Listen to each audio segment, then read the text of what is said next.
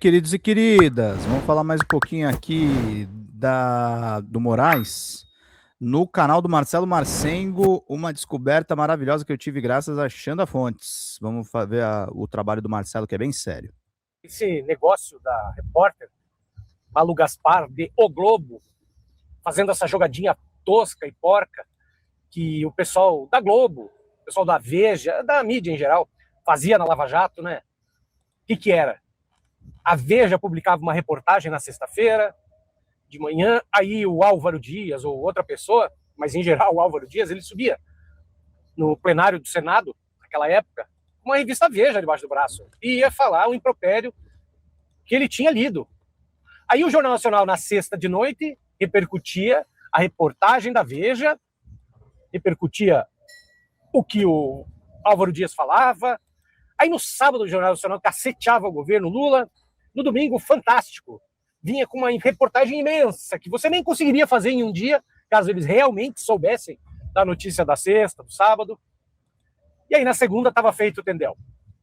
Era uma coisa nojenta, que parece que não só o Grupo Globo, mas a mídia em geral, resolveu ressuscitar. Para quê? Para cacetear o Xandão. O Xandão ficou forte demais e eles não querem tolerar uma coisa dessas. Eles não vão tolerar também o Flávio Dino mandando prender geral os vagabundos, especialmente no PL, com essa nojeira aí do orçamento secreto e tal. A verdade é a seguinte, gente, a mídia corporativa é vendida, não tem o que dizer. Bom, resumindo a ópera, eles tentaram, e eu ouvi muita gente falando assim, mas Marcelo, esse silêncio do Moraes, por que ele não fala? Bom, em primeiro lugar, gente, ele não tem que falar. Quem acusa é quem tem que provar. Mas tudo bem, a gente sabe como é que funciona a coisa. Aí o Moraes deu uma nota, não se satisfizeram.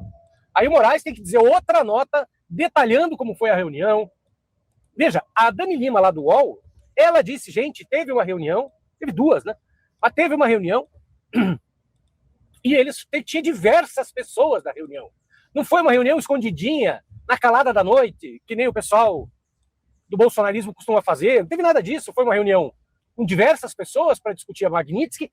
Ah, mas vocês falaram do Master. Falamos do Master, eles disseram. Porque todo mundo estava falando. Porque o Master tinha... O BRB queria comprar o Master e todo mundo comentou, porque estava na mídia. Aquela conversa de cafezinho antes de qualquer reunião. Uma coisa ridícula, os caras quererem forçar isso. Dá uma olhada aqui na nota do Moraes. O Supremo Tribunal Federal, Alexandre de Moraes, enviou uma segunda nota à imprensa. A primeira foi mais ou menos 7h30 da manhã.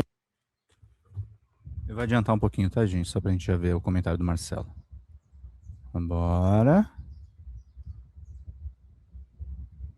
Nossa, o Marcelo postou a matéria inteira da CNN. Bora. Agora veja, a Malu Gaspar é useira e vezeira daquilo que eu entendo como mentira pura. Porque veja, a minha opinião sobre essa repórter é a seguinte, sobre essa jornalista é a seguinte. Pô, primeiro que ela tem o zap direto dela ligado com o bolsonarismo, né? Todas as doideiras que o bolsonarismo ia publicar saía na nota da Malu Gaspar quase em primeiro lugar. Ela é o tipo de pessoa, aparentemente, que taca fogo no circo para ter o que se equivale a clique, para ter notícia e tal. Mas não vamos nos iludir, não é só para isso, não. Tá? Existe jogadinha organizada entre os donos dos veículos. Não que o dono da Folha, do Grupo Folha, vá lá. Não precisa. Eles têm lacaio suficiente para fazer isso sozinhos, né? Para pensar nisso sozinhos. Vem a instrução, ó, agora vão ter que derrubar o Moraes. Agora vão ter que pegar o Flávio Dino. E não se iluda. É eleger o Tarcísio, eles vão dar um jeito. E é por isso, aliás, né, que todo o Centrão tá puto da vida quando o Flávio Bolsonaro lançou a candidatura dele, porque daí isso mina a candidatura do Tarcísio. O próprio Flávio Bolsonaro falou isso claramente, né? Tarcísio não é louco, ele usou essa palavra. Tarcísio não é louco de concorrer comigo. Né? Então, enfim. E é por isso que essa gente está desse jeito. Então, o que eles vão fazer? Claro, vão continuar caceteando o Flávio Bolsonaro até onde der, vão cacetear o Lula, vão inventar, estão fazendo aí uma nova Lava Jato. Né? Mas dá uma olhada no modus operandi dessa jornalista e veja que ela arranjou treta pelo mesmo motivo até com o Pablo Marçal. É uma vergonha. Eu te pergunto, não é exatamente isso que os políticos tradicionais do sistema, que o senhor diz que o senhor é contra, fazem? Não é assim que eles fazem? Malu, você fez a mesma coisa numa reportagem que você não fez pergunta nenhuma para mim no O Globo e falou que eu quero criar um partido com o Bolsonaro. Isso nunca passou na minha cabeça. Eu perguntei para o senhor. Não perguntou, acho que se você puder mostrar a mensagem. Tá aqui. Pode olhar. Eu nunca, tá pode olhar. O senhor negou, eu tinha minhas fontes. E aí você fez isso por quê? Porque você quis chamar a atenção. O que é a economia da atenção? Eu respondo e abro a oportunidade. Mas o senhor vai responder minha pergunta, né? Eu já estou respondendo. Ah. O fato de você não gostar da minha resposta não significa que eu não estou respondendo. Pro Josias eu também respondi. É isso, gente. Vídeo aí do Marcelo Marcengo gravado do carro, com muitas informações a respeito da Malu Gaspar. Vamos para a mídia ninja. A queda de um super-ministro. Sérgio Moro terminou o Moro desmoralizado na CPMI do INSS. Vamos lá, queridos. ano afundado em escândalos e acuado no Senado. Na CPMI, foi repetidamente desmoralizado por parlamentares da esquerda. 2025 ficou marcado como o ano das maiores vergonhas políticas de Moro. Durante a audiência sobre as fraudes do INSS, o ministro Volney Queiroz jantou Sérgio Moro com uma pergunta direta, escancarando suas contradições. Houve uma liberação de recursos bloqueados, descontados de aposentados, 34.487 de associados da CONTAG, isso em novembro de 2023, quando já havia também as denúncias de fraude. E houve uma ação, pelo menos segundo divulgação da imprensa, do ministro Lupe para que fossem desbloqueados. Vossa Excelência participou desse fato? Não participei e não tenho delegação aqui do ex-ministro Lupe para defendê-lo. Mas, se Vossa Excelência voltar um pouco no tempo, ontem, por exemplo, eu estava assistindo o Jornal Nacional e houve uma denúncia de um servidor em 2020. Um servidor em 2020 denunciou à Polícia Federal que havia descontos indevidos, que havia fraude. Essas denúncias foram feitas em 2020, senador.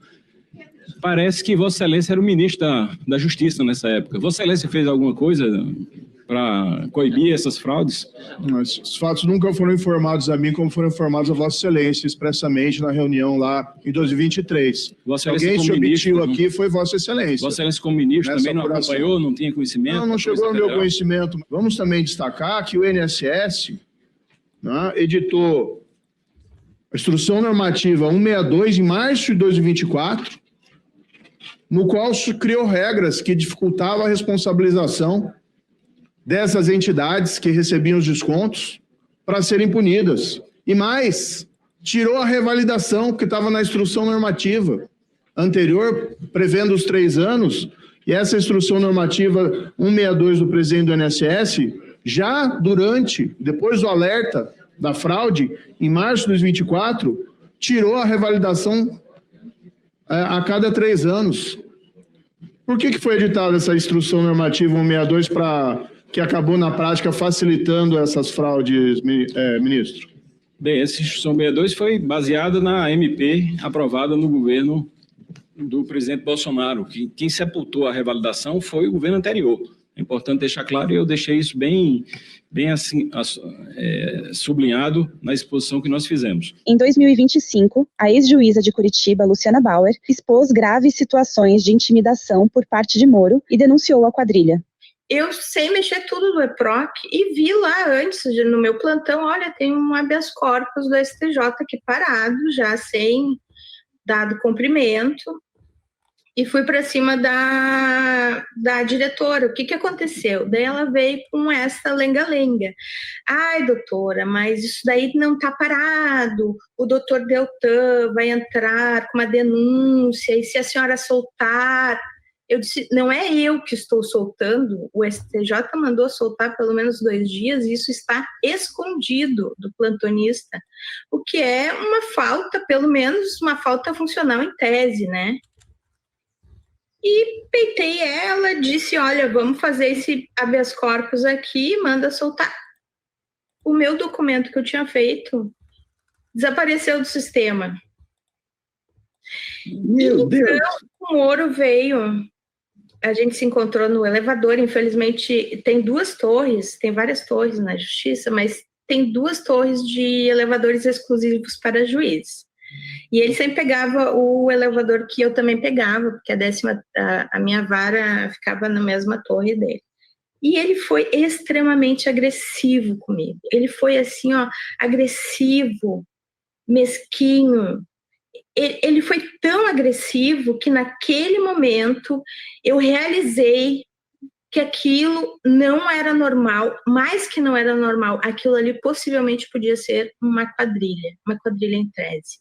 Eu realizei. E comecei a mandar para o corregedor, na época, né? Até o corregedor depois foi presidente do tribunal.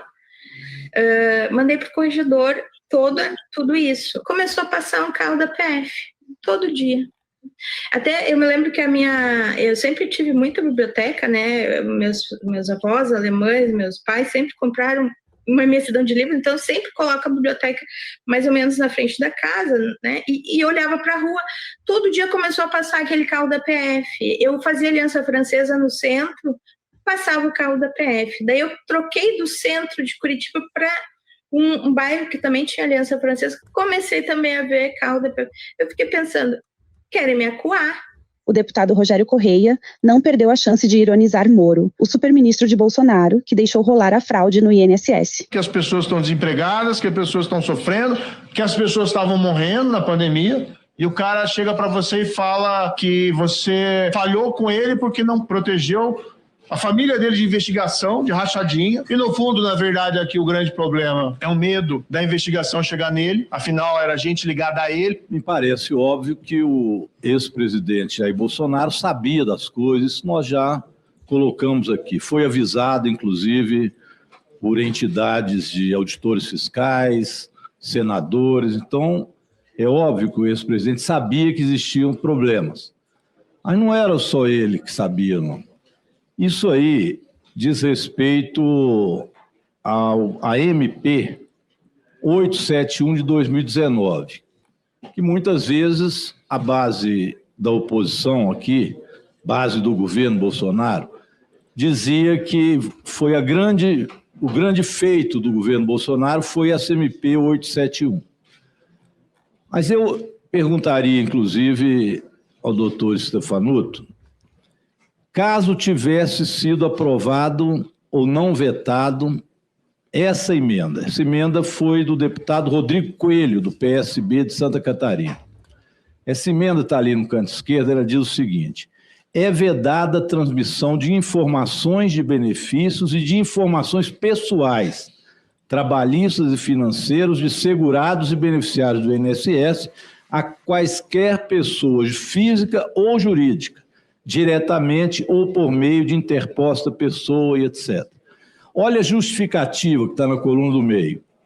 De outra parte, procura-se inserir na redação da MP 871/2019 uma série de dispositivos relativos à prevenção da atuação de falsas associações e entidades de aposentados, que se vale de dados reais de aposentados e pensionistas e, em geral, são as maiores fontes de fraudes contra o sistema previdenciário. Ora, o deputado Rodrigo Coelho sabia do que estava falando e falou de entidades falsas. Isso foi em 2019. O que aconteceu? O presidente Jair Bolsonaro vetou, e ele vetou isso ouvido o Ministério da Economia juntamente com o Banco Central e mais, ouvido o superministro, que depois criticou o próprio presidente Jair Bolsonaro por rachadinha e outras coisas que vocês viram. Portanto, o governo tinha conhecimento disso e esse já era um assunto onde um deputado faz uma emenda e cita falsas associações, porque isso já ocorria no INSS. Isso era 2019. Durante a comissão do INSS, Moro tentou atacar o trabalho da Polícia Federal, mas levou invertida de Correia. Quero aqui registrar também o apoio à condução dos trabalhos que Vossa Excelência tem efetuado, com muita firmeza, e creio que ficou evidente na última sessão que o senhor Antônio Antunes, careca do INSS, que é suspeito de ser um dos principais operadores do pagamento de suborno a funcionários públicos que facilitaram essas fraudes, ele foi amplamente aqui desmascarado, né, diante das suas contradições, da falta de apresentação de documentos. E vamos lembrar que se não fosse o trabalho dessa comissão, e aí tanto Vossa Excelência como igualmente o deputado Alfredo Gaspar, como relator, além do trabalho conjunto, essa investigação que estava praticamente parada ali da Polícia Federal não teria retomado o seu curso. Eu acho que devemos ter cuidado também de respeito aos outros poderes. A Polícia Federal, por exemplo, essa crítica feita agora, eu acho completamente descabida. A Polícia Federal tem feito um trabalho que levou, inclusive, à prisão do próprio careca do INSS e também do Camisote, que nós ainda não escutamos. Em 2021 teve denúncia, nós vamos ver isso agora na Conafé, denúncias sérias, e a Polícia Federal arquivou. Ministros na época não fizeram nada, deixaram simplesmente de arquivar. Então, críticas à Polícia Federal agora, não acho que são bem-vindas, acho que tem feito um bom trabalho. A Polícia Federal está investigando e tenho certeza que outras virão. Fizeram, inclusive, e é a questão que eu quero colocar a Vossa Excelência, um trabalho muito bom, inclusive de apreensão de bens de pessoas que são denunciadas e alguns presos, outra Polícia Federal pediu a prisão e não foi feito, que é o caso do advogado Nelson Williams, que nós reforçamos junto ao ministro André Mendonça, mas a Polícia Federal chegou a pedir também a prisão dele. Eu acho que justamente por isso nós aprovamos um requerimento de minha autoria, todos por unanimidade aprovaram. Então acho que a Polícia Federal vem fazendo um bom trabalho, diferente do que fez em 2021, onde denúncias foram feitas inclusive por empresários e os processos sequer foram abertos na Polícia Federal. Então vamos com calma, né, para fazer crítica aos demais poderes. Ele voltou a chorar quando Correia escancarou que o governo anterior prevaricou. Com a palavra o deputado Orlando Presidente, artigo 14. Silva. O senhor não foi citado, não, eles botam um ofício, faz uma acusação. Ele fez uma acusação, excelência. Vossa Excelência não foi citado. Ele fez uma acusação. Ele fez uma acusação e botou um ofício e disse que ia prevaricar. O nome estava ali na tela. Não, Excelência. Não, Vossa Excelência. Nós fizemos um acordo de procedimentos aqui. A citação não foi feita nominalmente. Aqui é uma acusação de prevaricação que ele mostra um ofício. Senhor presidente, aí é uma coisa diferente. Deixa eu responder. Aí é uma coisa diferente. Senador Sérgio Moro, a solicitação do artigo 14 está negada. O deputado Alencar Santana apontou seletividade nas investigações. O senador Sérgio Moro fez uma sugestão de, na próxima pauta, colocar a quebra de sigilo fiscal do ex-ministro Lupe. Parece que ele continua seletivo nas suas ações de investigação, assim como estava na época de juiz. Só mira um lado, uma decisão política muito clara e não apura tudo. Se nós formos quebrar o sigilo, nós deveremos quebrar o sigilo também de todos os ex-ministros. Porque nós temos, está muito claro nos depoimentos que foram dados, que isso começou na gestão anterior, mas, então, se for avançar na quebra, eu defendo que a gente siga a cronologia, trazendo todo mundo para que seja ouvido, para que a gente tome novas medidas. Mas se a gente for avançar, que a gente avance sobre todos. Muito obrigado, Excelência. Já Paulo Pimenta ironizou Moro, questionando as narrativas carregadas de mentiras. Uma pessoa que já esteve envolvida no passado em ilícitos envolvendo o Partido dos Trabalhadores. Então, é essa a justificativa para essas quebras e para essa convocação. Senhor presidente, eu fico pensando como é que o Brasil pode ter sido enganado do jeito que foi durante um período, com tanta mentira, com tanta manipulação, omissão de fatos para construir narrativas. Imagina isso na conduta de um juiz, de um promotor, o risco que é para o Estado Democrático de Direito. Que vergonha, Sérgio Moro, né, gente? Que vergonha absurda. Fala, galera da Folha TV, não se esquece de se inscrever aqui no nosso canal para assistir programas como Folha Notícias Manhã, Folha Notícias Noite, o nosso Folha Entrevista e o nosso Barzinho das Meninas. Muitas coisas bacanas a gente acompanha por aqui e a gente precisa muito, muito do apoio de vocês para nosso trabalho jornalístico, investigativo, de curadoria de conteúdo, com vocês ajudando no nosso Pix, folhademocrata@gmail.com, ou mandando superchats, valeu demais, e os recursos financeiros, tornando-se membro do nosso canal, no nosso curso de jornalismo básico, para você ficar muito bem informado a respeito de tudo.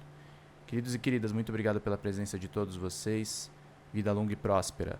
Cuidem-se, cuidem dos seus, e não esquece de se inscrever. aqui na Folha TV. Até mais!